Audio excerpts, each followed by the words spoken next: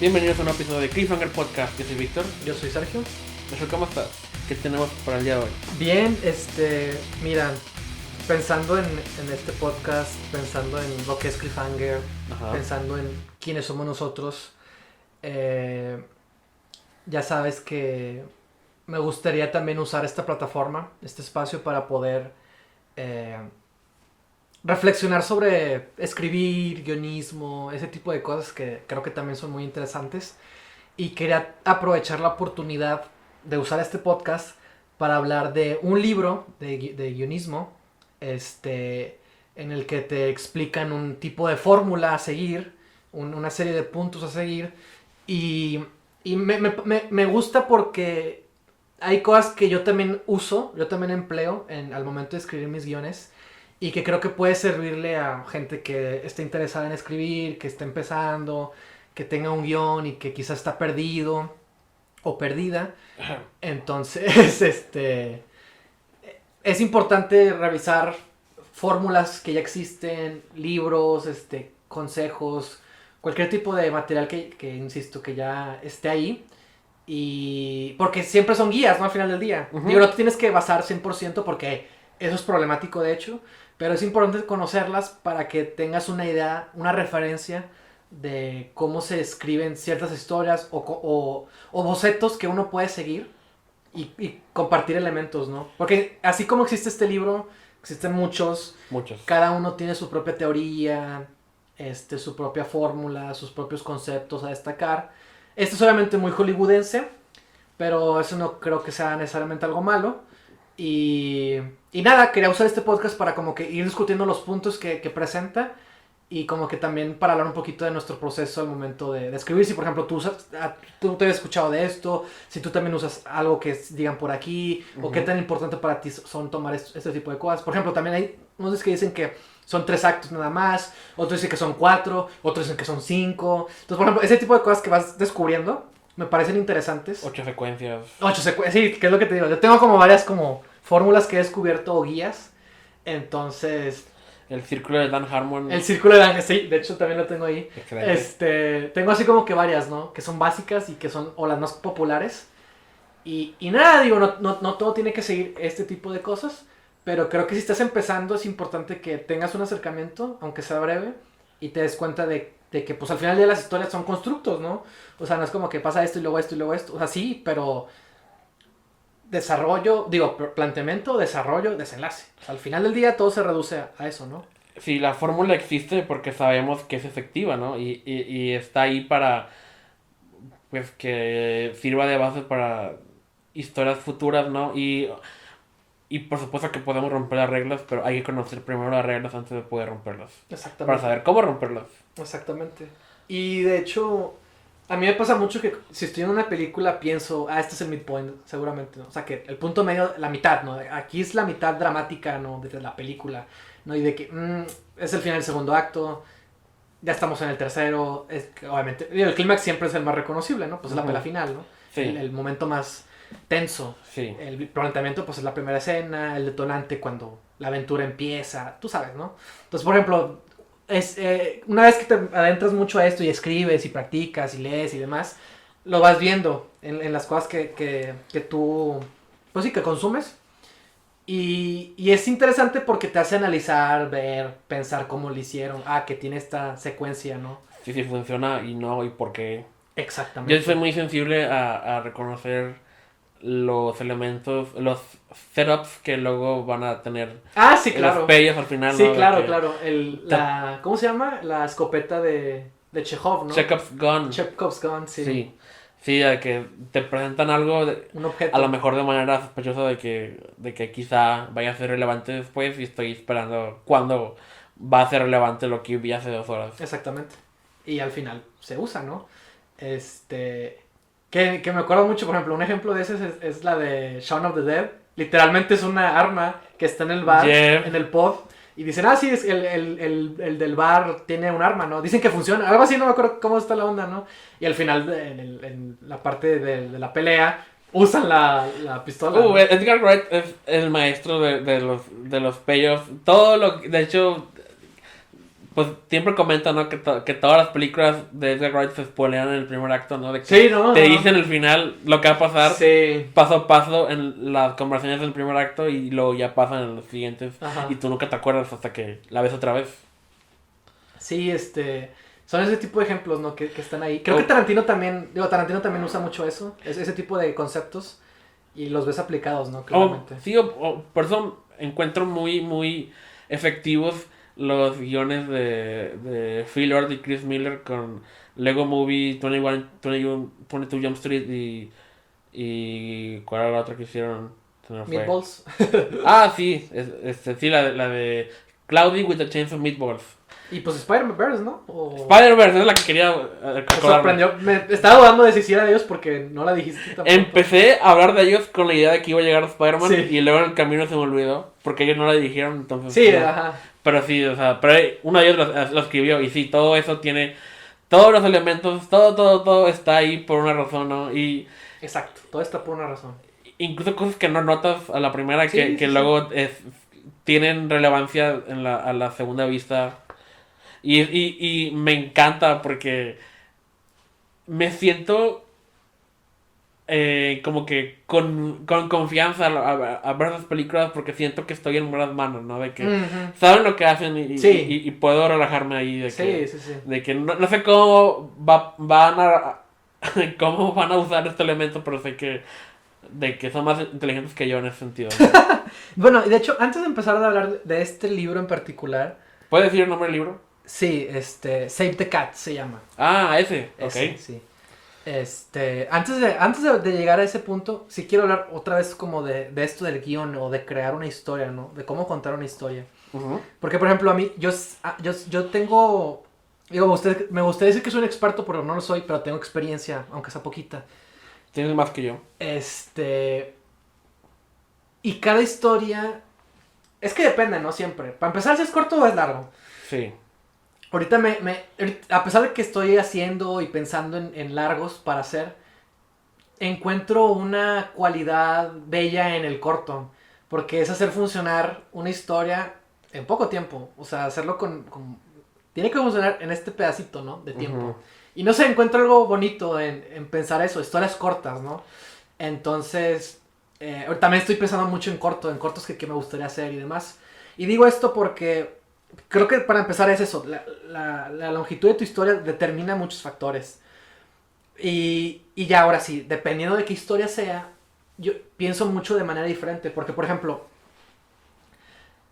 y cada vez pienso en otras cosas que antes no pensaba y que siento que son importantes. Por ejemplo, tenía una historia, la de Goliath, que está registrada, así que no pasa nada.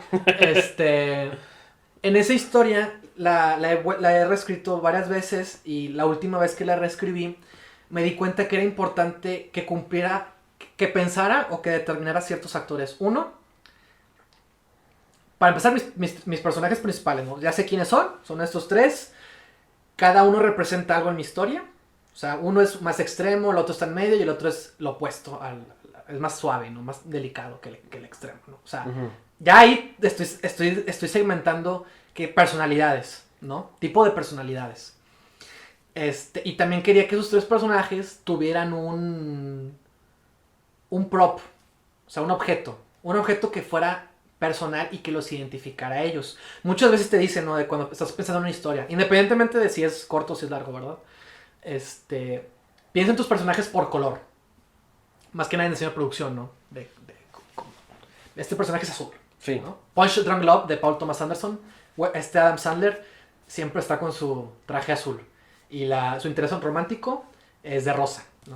Y ya los tienes marcados y es algo que usan siempre, ¿no? La de Vértigo, el verde siempre es Ándale. O Breaking Bad, Jesse es Rojo y Walter es verde. Sí, exactamente. Exactamente, ¿no? O sea, son elementos que ayudan, ¿no? O sea, porque al final del día el cine, o sea, es un medio visual, ¿no? Audiovisual. Pero, por ejemplo, una cosa es el color. Uh-huh. Pero en esta historia que yo tenía, no era el color. Yo pensaba, bueno, sí he pensado en color también. No quiero decir que no, pero sí. Pero no era lo importante para mí al momento de volverla a retomar, ¿no? Para mí lo más importante era que tuvieran un prop. Un objeto que los identifique. ¿no? Que también es algo que surgió eso porque había escuchado algo parecido, ¿no? De que los personajes, ¿qué objeto los representaría, no? Entonces a cada uno le asigné un objeto. Y dije, para mi protagonista es un regalo que le dio su novia. O sea, como un dije. O sea, algo que se cuelga, ¿no? Y su novia nunca sale. Pero él toca este amuleto porque representa su esto, ¿no? Y esa relación juega un papel. Digo, no es predominante, pero juega un papel y lo represento a través de ese amuleto que él tiene, ¿no? Que para él es importante. Y cumple el uso de no requerir tanto para recordarnos al novio ausente, ¿no? Sí, exactamente. O sea, es una manera de decir algo, ¿no? Ujú. Y por ejemplo, el otro, el del medio, que, no que tiene menos acción, por decirlo de alguna manera, él es fotógrafo. Pues en la cámara. La cámara era el prop que lo distingue, que lo hace él. Que lo hace que él sea él, ¿no? Y el otro chico, el que más delicado, más vulnerable, que está pasando por una etapa difícil, se me ocurrió la idea, me gustó la idea de que quería expresar que es un personaje vulnerable, pero que también es creativo. O sea, que a través de su panorama creativo se siente muy inseguro. Y pues no es por... No es por nada, pero me gustó que fuera un dibujante, que dibujara. Ok. Entonces él tiene un diario, un cuaderno, en el que siempre que ocupa puede hacer sus dibujos, ¿no? Si yo fuera escritor, seguramente sería una pluma o una libreta donde apunta sus ideas el personaje, etcétera, ¿no? En mi caso dije, es un dibujo, de aparte porque hay un dibujo que hace que es una metáfora de cómo se siente él en algún punto de la historia. Entonces ves cómo voy pensando en esas ideas, en esos personajes, ¿no? Obviamente el vestuario o el color, pero para mí era muy importante eso, o sea, saber en qué punto está de su vida ahorita, emocionalmente, porque va a tener un papel importante en la historia, y que tengan un amuleto, un objeto, un prop que los identifique, que sea parte de ellos, que sea muy importante, ¿no? ¿Y por qué? Pues porque para mí era importante, y juego con esos elementos, ¿no? Quizás no siempre, pero están ahí, y representan algo, ¿no? Su vocación, su pasión, su vulnerabilidad, su relación, su lado emocional, ¿no? Todo responde a algo. Pero bueno, cada historia es distinta. Ujú. Y sí me gusta esa idea de que siempre, aunque no sea importante, que sí piense siempre en eso. O sea, por ejemplo, ¿cuál es su color? ¿Cuál será su color? ¿Cuál sería su objeto? Y así, como ese tipo de detalles. Porque crees que así es más fácil identificarlos en el Ayuda papel o... ayuda a que tengas a que los conozcas mejor, yo creo. A que sepas, sí, porque un objeto, pues, o sea, que uses, que sea importante, pues no puede ser nada más tus llaves, ¿no? Puede ser quizás ¿cómo se dice? Un llavero que están en tus llaves, que te lo den, o sea, tiene que ser algo que insignifique, ¿no? Sino para Ajá. que lo destacas. Y yo uso esos objetos con la intención de que tengan un rol en la historia, ¿no? Digo, también, por ejemplo, uno de los props más importantes es el Rosebud, ¿no? Bueno, no es el Rosebud, es La bola de cristal. la bola de cristal de Citizen Kane, ¿no? Es algo Yep, que yep. es una metáfora incluso, ¿no? Yo creo Sí. de la historia, ¿no? Misma. Y que define el personaje. Entonces voy a eso, o sea, cada personaje no está mal que pienses en un objeto. Quizás alguna vez van a usar un objeto importante y demás, pero piensa más desde su vida cotidiana. O sea, que es algo que significa algo para ellos. ¿Y por qué? El que me respondas va a determinar algo de la vida de tu personaje.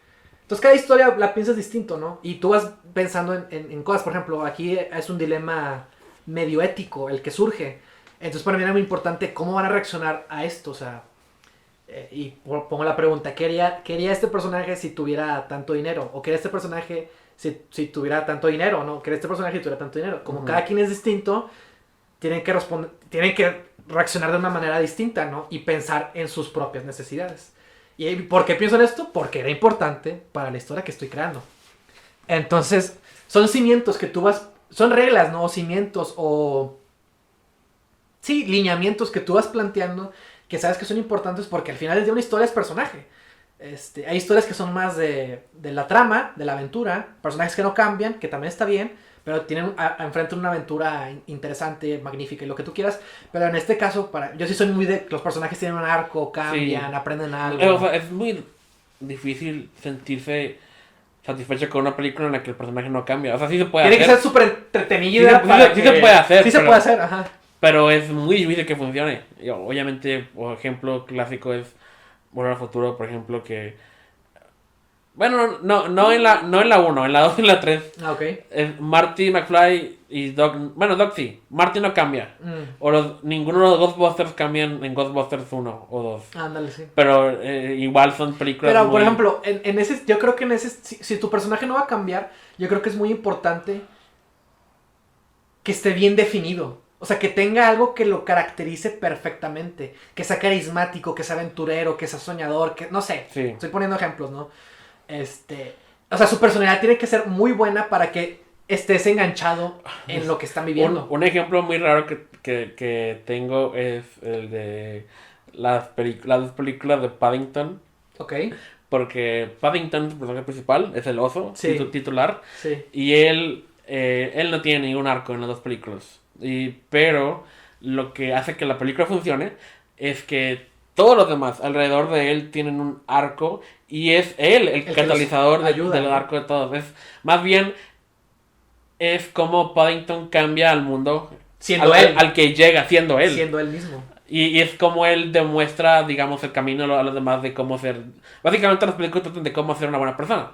Y ese es el ejemplo de una persona tan bondadosa y perfecta que mejora al mundo al que llega, ¿no? Y estas las dos películas funcionan muy bien con eso. Justo me hiciste pensar en un ejemplo más que hemos visto los dos. Pensé inmediatamente en Knives Out, el personaje de Marta, ¿no? Ah, sí, Ana de Armas. Ese es el conflicto de la película, ¿no? O sea, ella no puede mentir y es una persona buena, ¿no? O sea, y ser buena es lo que ayuda a que el crimen se resuelva de alguna manera, ¿no? Así es. O sea, no sé, a pesar de que no, ella se resiste al cambio, o sea, ella confía mucho en sus ideales, sí es retada, sí está siendo retada deberá actuar distinto. Sí, tiene muchas oportunidades de dejar de ser bondadosa. Pero su personaje es definido por que sigue siendo así.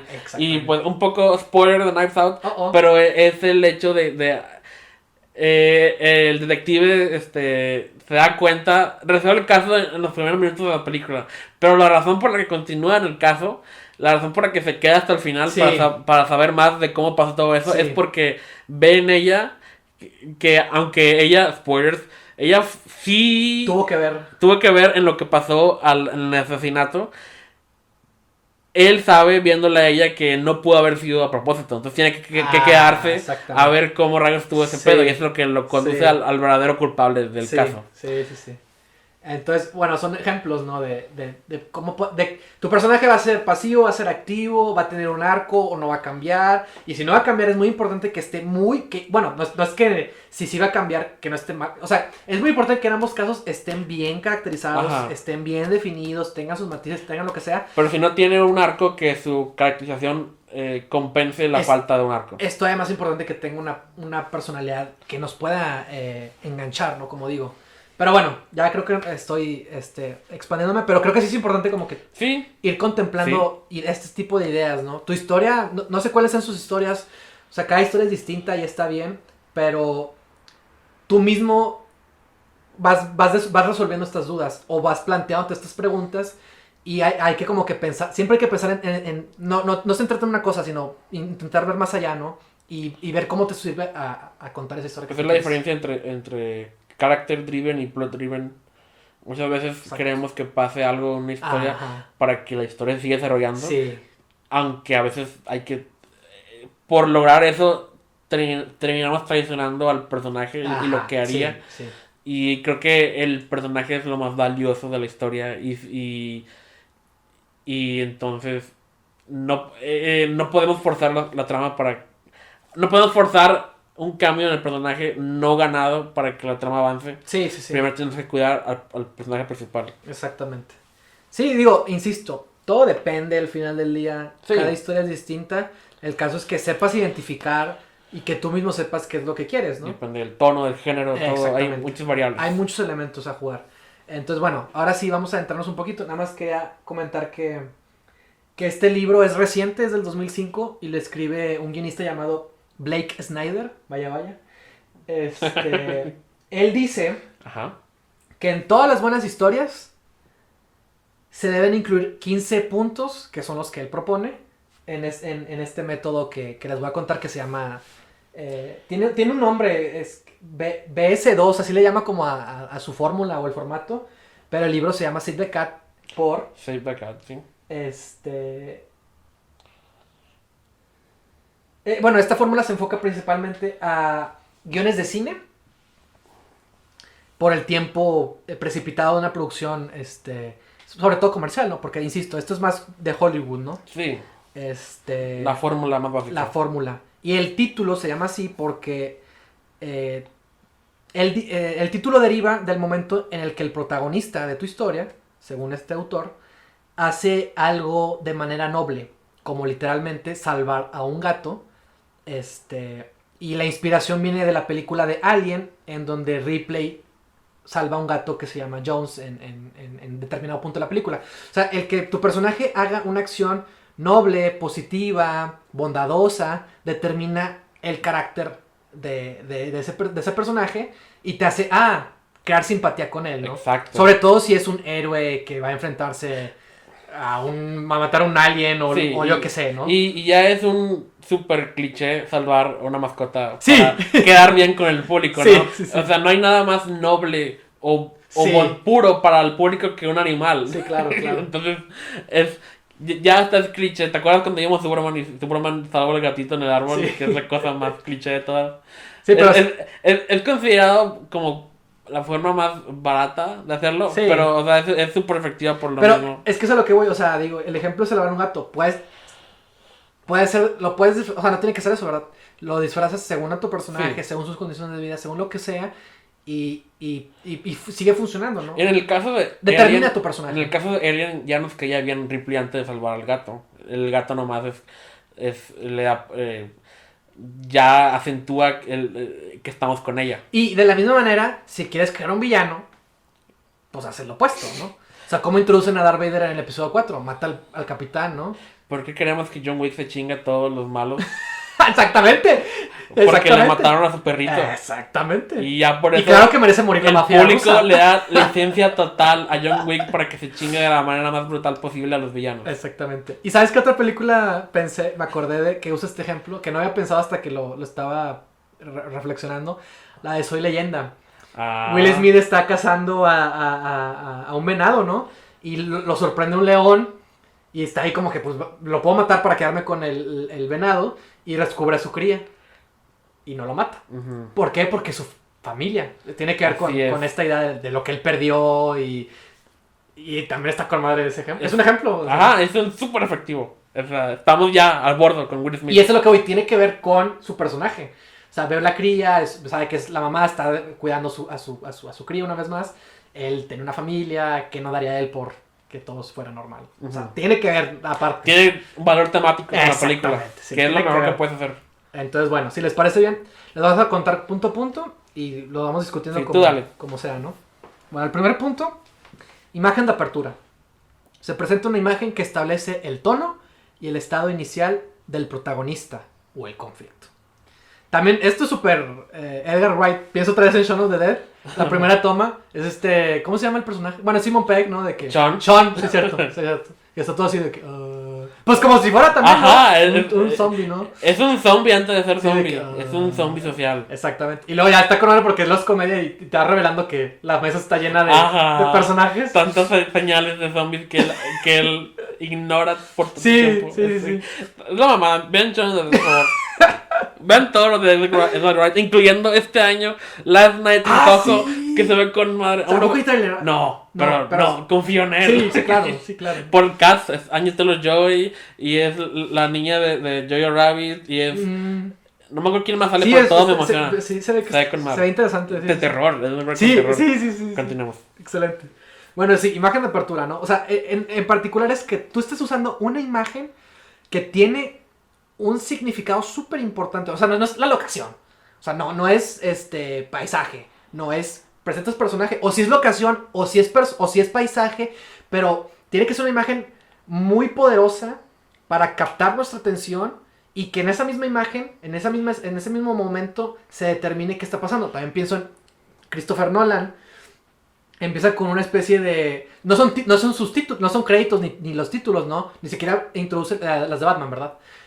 Ni siquiera presenta Batman Begins, ¿no? Simplemente te presenta un montón de murciélagos y crean la señal de Batman, ¿no? Del logo. Sí. Y en Dark Knight es esta explosión azul, ¿no? Y de repente surge también el logo. Así es. Y la manera en Dark Knight Rises es el frío, es el hielo. Ah, sí, cierto. Y se va resquebrajando porque la sociedad va a caer. Así es. Y se crea la silueta del logo de Batman. Y también a mí yo también rescato mucho esa manera, ¿no? En una imagen está transmitiendo elementos con los que va a jugar la película. Los murciélagos tienen un papel importante en una Batman. escena. Digo, sí, pero en la escena en la que Sí, los llama, la explosión responde al caos. El prólogo con Bruce Wayne joven, que es su trauma, ¿no? Y el azul es un color también, es un color que... Cada película tiene su color diferente. Exactamente. En el teléfono de Batman. Tiene una paleta, ¿no? O sea, de color, exactamente. Que es lo que distingue todo. Entonces, me parece que tiene completamente sentido esto de la imagen de apertura, ¿no? Pensar en ejemplos, ¿no? También no sería mala idea. Estaba pensando en más. Y bueno, ese es el primer punto, ¿no? Una imagen, ¿no? Un momento. Parte 2, establecimiento. Es una expansión del anterior. Se presenta el mundo del protagonista tal y como es, y también lo que le hace falta en su vida. Aparecen o se mencionan todos los personajes principales. Aquí es donde el espectador debe engancharse y despertar su interés por la historia. O sea, se presenta el mundo, el personaje, qué es lo que le está pasando, qué es lo que le... Y aquí especifica, así es lo que dice, ¿no? ¿Qué es lo que le falta? O sea, ese es a lo que tenemos que llegar, ¿no? Uh-huh. O si lo vemos de otra manera, ¿cuál es su defecto? ¿Qué es lo que tiene que resolver? Que una vez más, Shaun of the Dead es la idea de que no le da tanta importancia a su novia, ¿no? De que siempre está más con... Sí, con él es amigo. un zombie con todo, con su amigo, con su relación, en el trabajo, cuando sale a caminar. También se me viene a la mente el episodio piloto de Better Call Saul, que estamos hablando de Better Call Saul. Ok. No es como empieza, bueno, también está en chida la escena inicial, pero me encanta la escena en la que por fin llega a la firma de abogados y que está esperando el ascensor y mira para atrás y está un bote de basura abollado y nos preguntamos qué pasó ahí, ¿no? Sí. Y luego entra al ascensor, sale el ascensor en otro piso y está poco a poco vemos saludando a todo el mundo, lo vemos a él saludando a todo el mundo que se lleva bien con todos, ¿no? Y luego llega a la sala de juntas y ahí hacemos contacto con otro personaje principal en la que hablan de su relación de Thor con su hermano, ¿no? Y ahí nos presentan eso.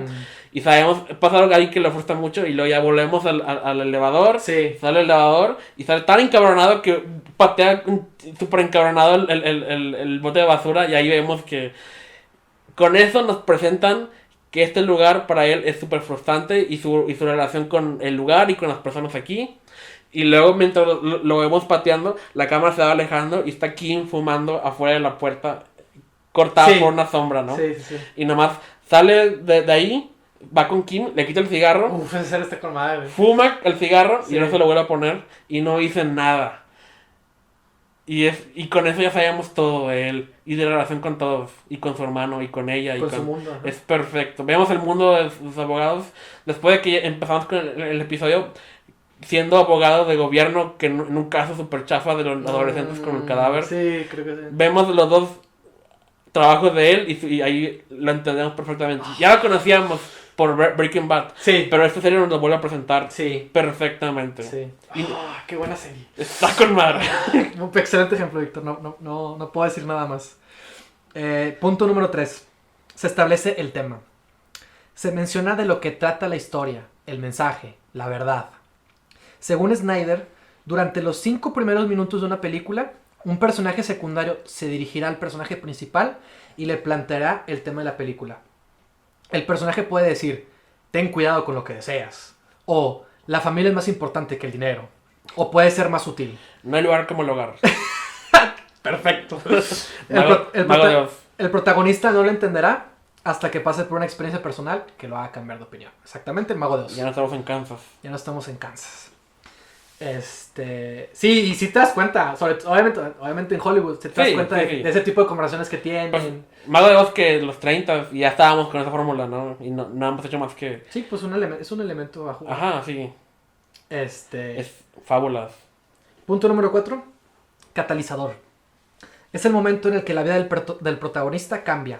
El antes ya no existe. Ahora el cambio deberá ser inmediato. Pues el detonante, ¿no? O sea, ¿qué es lo que incita a que el personaje tenga que aventurarse a determinada experiencia, ¿no? You're a wizard, Harry. Sí, también pienso perfectamente en Harry Potter. Harry Potter y Star Wars son los Star ejemplos Wars. puros del camino del héroe, ¿no? Exactamente. Cuando Luke ve a sus tíos quemados y sabe que ya no tienen ninguna razón por la cual quedarse en Tatooine, La llamada y aventura. regresa con Obi-Wan y dice, te acompañaré, quiero ser mi Jedi como mi padre. Y ya, Obi-Wan se lo lleva. Sí, no, pues es el momento que marca antes y después. Sí, cuando emprenden la aventura. Bilbo Baggins sale de su casa por fin. Exactamente. Número 5, debate. Pero el cambio da miedo. Y por uno o varios momentos el protagonista se resiste y duda de su viaje. Puedo enfrentarme a este reto. Tengo lo necesario. Debería hacerlo. Esta es la última oportunidad del héroe antes de embarcarse y rechazar la llamada a la aventura. Primero es el catalizador y luego es ¿debería hacerlo? Y ya, ahí es donde decidir, sí, ¿sabes qué? Tengo que hacerlo. Snyder considera que el debate y la incertidumbre es una parte necesaria de la historia. Sí, porque siempre que te dicen, oye, vente conmigo, nunca dices que sí. Tiene que pasar algo de que, es que no sé, es que no debería, estoy sacrificando esto. Y luego ya se va, ¿no? A ver, otro ejemplo que se me ocurre es el primer episodio de The Voice. Uh-huh. El primer encuentro con el personaje de... Sí. ¿Cómo se llama? Carl Urban. Carl Urban, cuando le pide ayuda a este Dewey y al principio lo rechaza. Sí, por supuesto. Y luego ya regresa el hombre invisible a chingárselo él. Algo le Y pasa. ya por fin, en ese momento, en esa pelea contra el hombre invisible, se unen los dos. Ándale. Y sus caminos se cruzan por Sí, y sus vidas van a cambiar para siempre. O Mulan, cuando por fin decide robarse el traje de su armadura y espada de su padre. Exactamente. Qué bueno que dices eso. O sea, es decisión. Tiene que ser la decisión Sí. de que, ¿sabes qué? El primer problema, o sea, el elemento disparador en Mulan es que llegan los reclutas a reclutar a su padre, que no es el mismo guerrero de antes. Uh-huh. Y es cuando se da cuenta Mulan de que tiene que hacer algo. Uh-huh. Y cuando lo decide, es cuando va por la armadura y se escapa de ahí. Exactamente. Tiene que dudar. O sea, no tiene que ser fácil. Sino, ¿cuál es el chiste? Es como un ejemplo opuesto, Uh-huh. pero no que sea malo. Pienso en... Cuando alguien no decide... pienso en Justice League, ¿no? De que, oye, tengo una liga y vamos a juntarnos. Acepto. ¿En serio? ¿Qué estás? Sí, necesito amigos, ¿no? O sea, no es que sea malo. Es una película distinta de varios personajes, pero es lo opuesto, ¿no? Déjame la pienso, ¿no? Que es lo que todos hacen. Sí, y eso también es un buen ejemplo porque nos dice algo de Flash. Determina personaje. Ajá. Nos ayuda a conocerlo más rápido, ¿no? Sí. Y eso es a lo que voy. No es... Y quizás piensa más rápido y no sé, se evitó el momento de duda. Pero eso es a lo que voy. O sea... Sí. O sea, no... No es que sea un mal ejemplo, es que es una variable. No siempre tiene que pasar como dice aquí. Dicen, Ajá, ¿no? exactamente. Y la decisión que toma el personaje es lo que determina quién es. Y ahí sabemos quién es Barry Allen, y aquí sabemos quién es Mulan, y sabemos quién es Luke Skywalker. Y aparte, otra cosa, Flash no es el protagonista de la película. Ajá, y es una manera de economizar la presentación de todos los personajes, no porque es un gran grupo. No lo pudiste haber hecho mejor. Punto número 6, segundo acto. El protagonista decide y el viaje comienza. Se adentra en un mundo muy diferente al que se encontraba antes.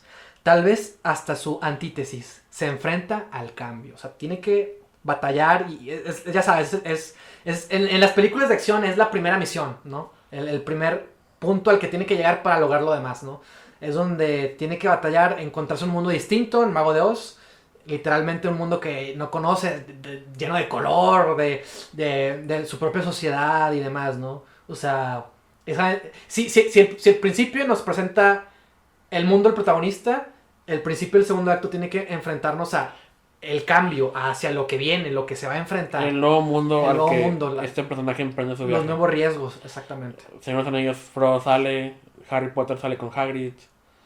Y empiezan a conocer el otro mundo. Ajá. El Callejón Diagon. El Callejón Diagon es la presentación del mundo mágico. Exactamente. Punto número 7. Historia secundaria o subtrama. B-story. Ocurre una discusión del tema. Usualmente esta discusión es entre el protagonista y su interés amoroso. Por lo general, las historias secundarias son las historias románticas. Exacto. Es lo que decíamos un episodio anterior. Es curioso que no mencionamos nunca el interés amoroso hasta el punto, quién sabe cuánto. Se empieza a desarrollar. Exacto. La B-story. Que, pues es la subtrama, sí.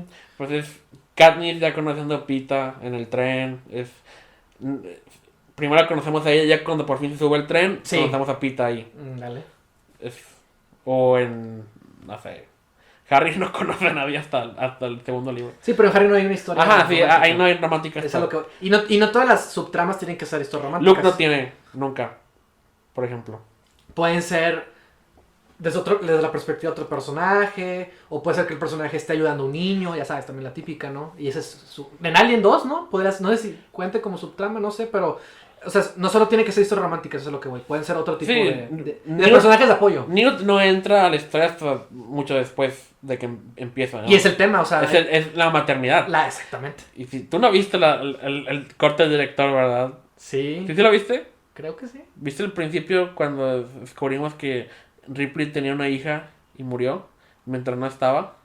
Ay, no me acuerdo, Víctor. Sí, ¿no? Fue un diálogo, ¿no? No, es una escena en la que la vemos y todo. Sin esa escena...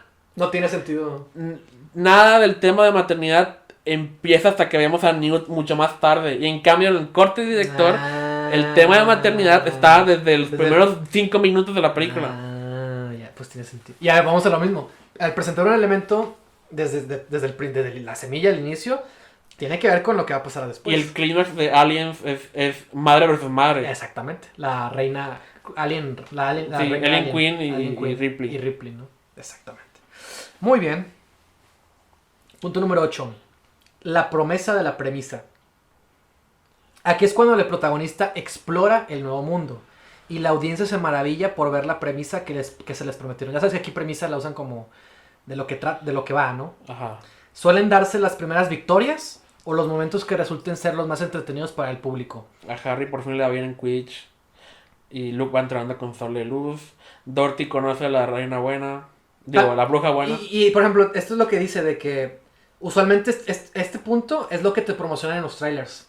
Es lo que ves en los trailers. De que, Thor va a pelear contra Hulk en Thor Ragnarok, ¿no? Sí. Y pasa al principio. Uno pensaría que a la mitad, quizás, y se hacen amigos. Pero no, pasa más al principio y ya lo demás sigue, ¿no? Sí, es la promesa de que la película te va a generar varios de esos momentos, ¿no? Ándale, sí. De que, mira, el mundo de posibilidades en el que el protagonista se está adentrando. Sí. Esta es una de las posibles cosas que vas a poder disfrutar a lo largo de la película. Y tiene que ganar, ¿no? Para que vaya entrando en confianza el personaje. Y para mantenerte interesado, ¿no? Sí.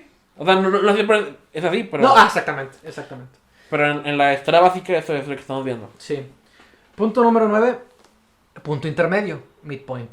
Yep. Dependiendo de la historia, ese es el momento en el que o todo sale bien o sale mal. El protagonista obtiene lo que él cree que desea. El protagonista obtiene lo que él cree que desea o no. Pero no todo lo que creemos querer es lo que verdaderamente necesitamos en el final. Implica una vuelta en la historia. Se analiza de nuevo el personaje y se empiezan a vislumbrar las consecuencias de sus actos. La diversión y los juegos se han terminado. O sea, tiene que ocurrir un cambio que sacuda lo que el protagonista pensaba que estaba haciendo bien, o al revés, y las cosas tienen que cambiar a partir de ahí. Sí, un ejemplo de lo que el protagonista cree que quiere, pero no necesita. Ajá. Lo de Want vs. Needs. Cuando Aladdin se hace pasar por el príncipe Ali y llega al palacio con Jasmine. Y ahí obviamente Aladdin quiere relación con Jasmine, pero ahí lo intenta conseguir de la manera equivocada, haciéndose pasar por una persona que no es. ¿No? Y las consecuencias son que la mentira con Jasmine va creciendo y creciendo hasta que ya no pueda sostenerse. Exactamente. Y tiene que sufrir por haber mentido. Por las consecuencias, ¿no? Y aprender de sus errores. Exacto. Número 10. Los malos se acercan. Duda, celos, miedo, enemigos tanto físicos como emocionales se reúnen para vencer el objetivo del protagonista y la situación anterior se desintegra. O sea, si le fue bien, va a cambiar. Si le fue mal, también va a cambiar. El falso momento ha terminado y la adversidad hace su aparición. ejerciendo presión sobre él. O sea, vuelve a tener dudas, básicamente, ¿no? Y ya la regué, ¿para qué lo sigo intentando? Sí, es para contrastar si tuvo una victoria antes en la historia.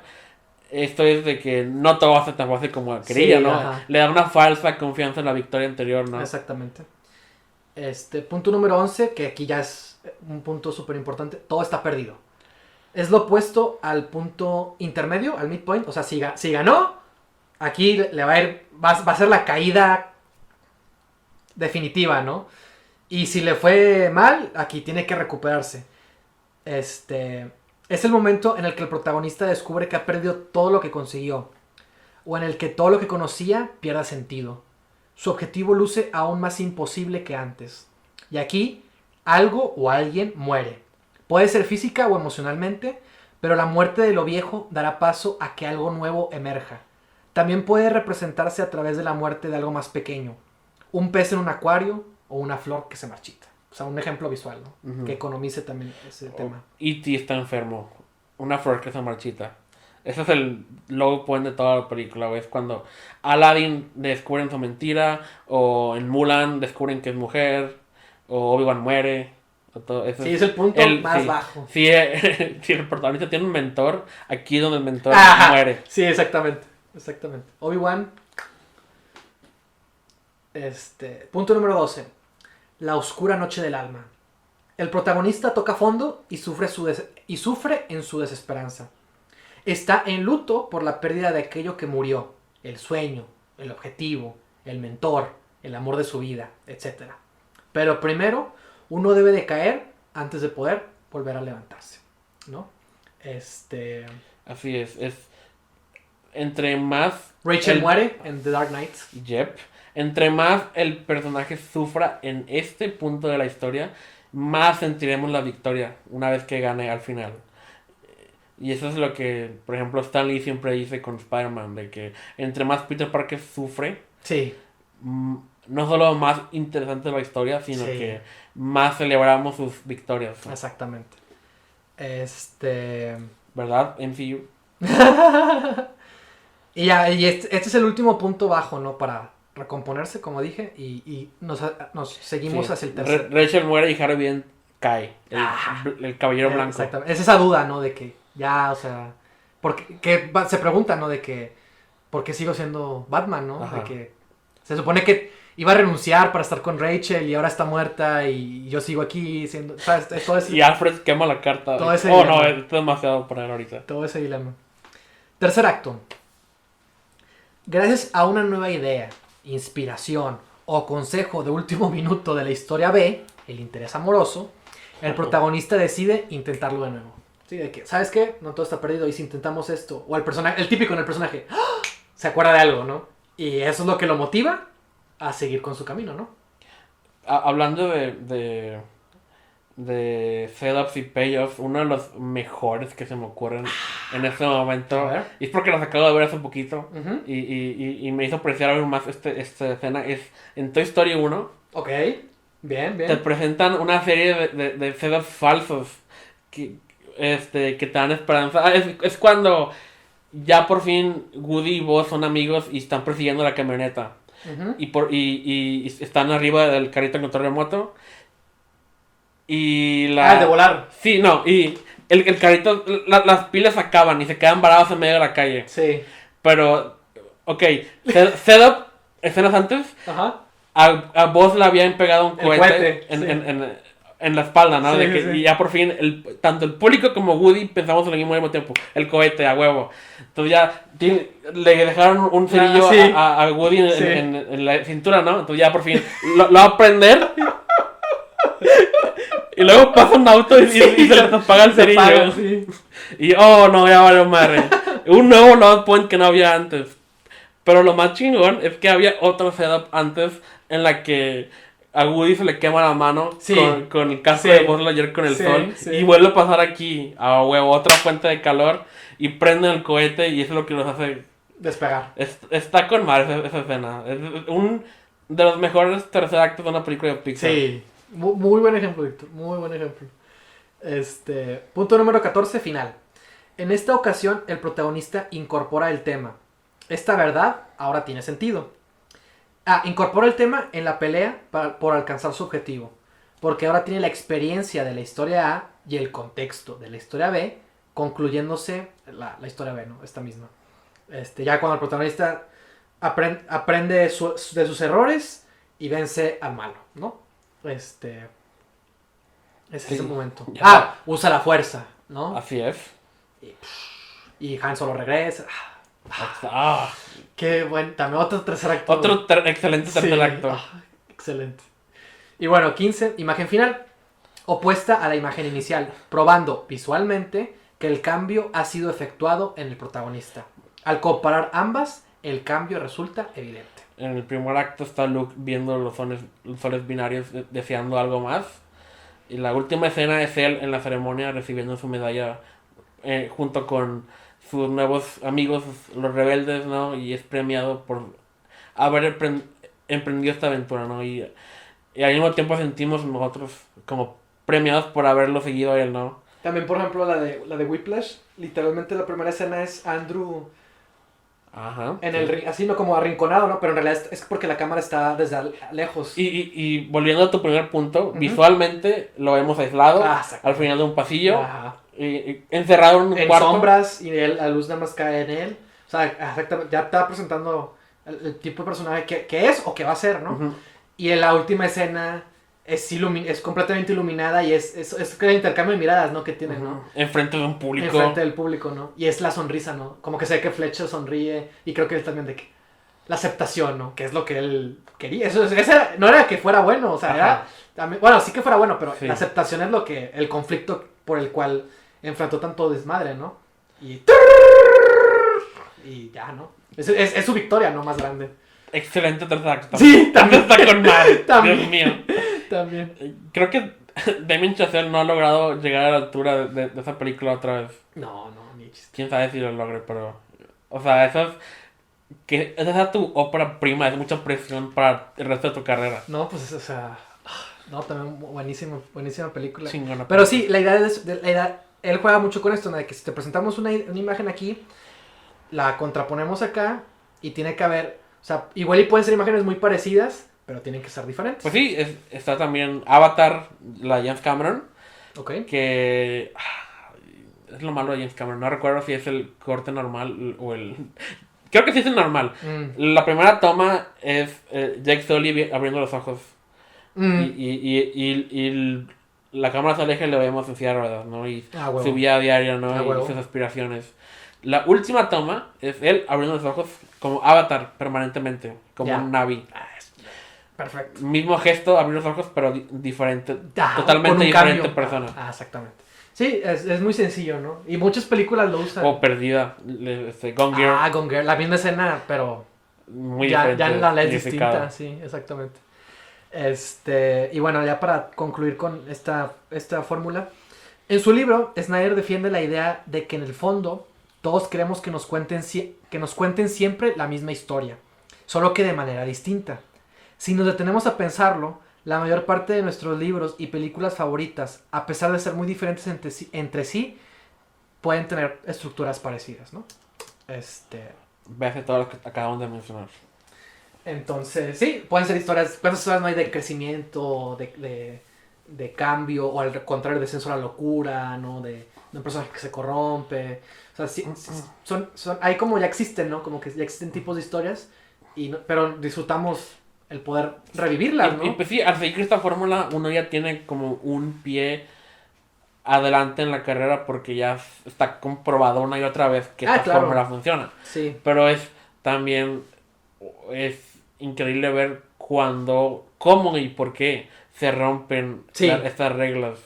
Y un ejemplo que se me viene a la mente ahorita, hablando de personajes que no tienen ningún arco, es el de Nightcrawler. En el que él es la misma persona cuando empieza la película y cuando termina la película. Sí. Es su deseo, su ambición. Porque él no es el problema. O sea, él es obviamente una mala persona por todo lo que hace. Pero es la película con no cambiarlo a él nunca, como que sugiere que él no es el verdadero problema, sino es las puertas que se le abrieron para que lograra llegar a donde llegó en la película, ¿no? la TV sensacionalista que le sigue Le va a comprando seguir. Ajá, estas sí. historias morbosas Sí, sí, sí. y todas las puertas que le siguen abriendo a alguien que no debería tener esas puertas abiertas para él. Sí. Sí, es como una versión retorcida, ¿no? Del sueño Sí. americano. De esa ambición y que no puede romperse y que viene de un lado morboso y que al final parece que es recompensada, ¿no? Y pues en otras circunstancias no quisiéramos que una persona así gane, pero como lo estamos siguiendo a él, Sí. ese es como nuestro payoff, es verlo triunfar en este mundo horrible. Sí, pues lo logró, ajá, exactamente. Ajá. Sí. Sí, empieza desempleado y ahora tiene su propia, pues, como equipo, ¿no? Para dedicarse a lo mismo. Ya está establecido en una profesión y tiene una vida más asegurada, ¿no? Exactamente. En un entorno que acepta a esa persona. Sí, sí, sí, o sea... O sea, si vas a romper las reglas, pues siempre hazlo con un plan, ¿no? Sí, no lo hagas nomás porque sí. Sí, ¿por qué lo haces? O sea, ¿y qué es lo que quieres decir Ah, al romper o sea, esta regla? a eso me refiero, o sea, no lo haces porque sí, o sea, ¿por qué? ¿Por qué lo quieres hacer? ¿De qué manera contribuye eso a tu historia? ¿Contribuye a tu historia para empezar? ¿O no?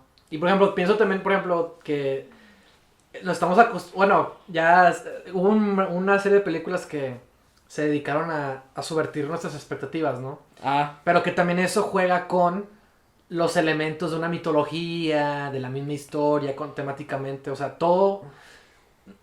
volvemos a lo mismo, no haces una historia nada más porque sí, o sea, todo tiene algo que ver, es como una pieza en rompecabezas, ¿no? No puede faltar ni sobrar, o sea, todo tiene que encajar y debe servir para un propósito mayor. o sea, sí. Hemos estado, desde el año pasado, hemos estado escuchando mucho la frase de subvertir expectativas Sí, para bien y para mal. sí. Y pues, por ejemplo, vemos por qué falló la última temporada de Game of Thrones. Y es porque lo que querían era sorprendernos. Y Game of Thrones siempre nos ha sorprendido rompiendo con los paradigmas de las historias de Ajá. fantasía, ¿no? Sí, sí, sí, sí, sí, sí. Pero en la última temporada el mayor problema fue que no encontraron una manera de hacerlo sin traicionar a los personajes. Exactamente. Y nos quisieron sorprender a costa de la estructura que ya llevaban y de los arcos que ya tenían y de todo eso. Y no es para llegar al curso preestablecido de hace varias temporadas, ¿no? Ujú. Que y no lo llevaron hasta el final de la manera orgánica que los personajes requerían, ¿no? Sí, sí, sí, o sea, también hay una diferencia entre sorprender y suspenso, como dice Hitchcock, ¿no? Y sirven para cosas distintas. Sí. Que vamos a usar el ejemplo del que usa de la bomba, ¿no? Si de repente está una gente hablando y explota, hay una explosión, Te sorprende, te sorprende. pero no hay suspenso ahí. Y el suspenso es cuando Sabes que la hay una cámara te bomba. muestra primero la bomba, luego sube y descubres que están dos personajes hablando y no saben, obviamente, que hay una bomba ahí. O sea, está la película de The Rope, que Ah, sí. hay un cadáver, Un cadáver, en, sí. en la casa todo el tiempo. Sí, sí, sí. Y hay un grupo de personas ahí y sabemos que va a estar el cadáver ahí y en cualquier momento lo van a descubrir, pero no sabemos cuándo ni cómo. Y ese es el suspenso, ¿no? Ujú. Como estamos con los protagonistas, no queremos que lo encuentren, aunque sabemos que está mal. Y eso es la ticking bomb. Ujú, sí, sí, sí. Es que exactamente. Sorpresa, suspenso, Chekhov's gun. O sea, todos estos son elementos que están a tu favor, que están ahí. Son términos que existen, que funcionan, que están en tus películas. Entonces, irlos descubriendo es importante si quieres dedicarte a esto, ¿no? Y si no, también, digo, si te divierte saber de cine, de narrativas, de contar historias, también. Digo, en la literatura misma también están. Sí, vienen de ahí muchas, sí, muchas de estas cosas. Ellos lo hicieron primero. Exactamente. Entonces, pues nada, quería simplemente tener la oportunidad de poder hacer este tipo de diálogo. Algún día vas a poder hablar de todo esto después de haber hecho Goliath y, y poner tu Estará con película madre, como ¿no? ejemplo, ¿no? Estará bien chido. Ese es mi Chekhov's Gun. Hay un claro MacGuffin ahí también. Y ahí está todo.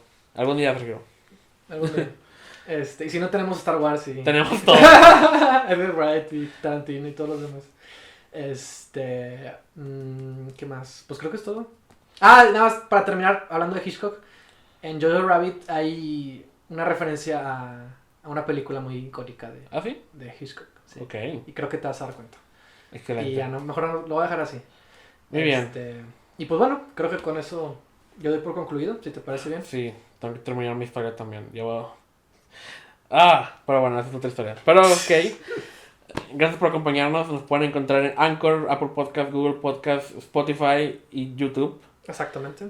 Y un episodio nuevo cada 2 semanas. Manténganse pendientes para nuevo contenido. Oh, sí, ahí va a llegar. Tenemos varias cosas ya hechas y esperando a que sean estrenadas. Exactamente. Gracias por acompañarnos, nos vemos hasta la próxima. Bye.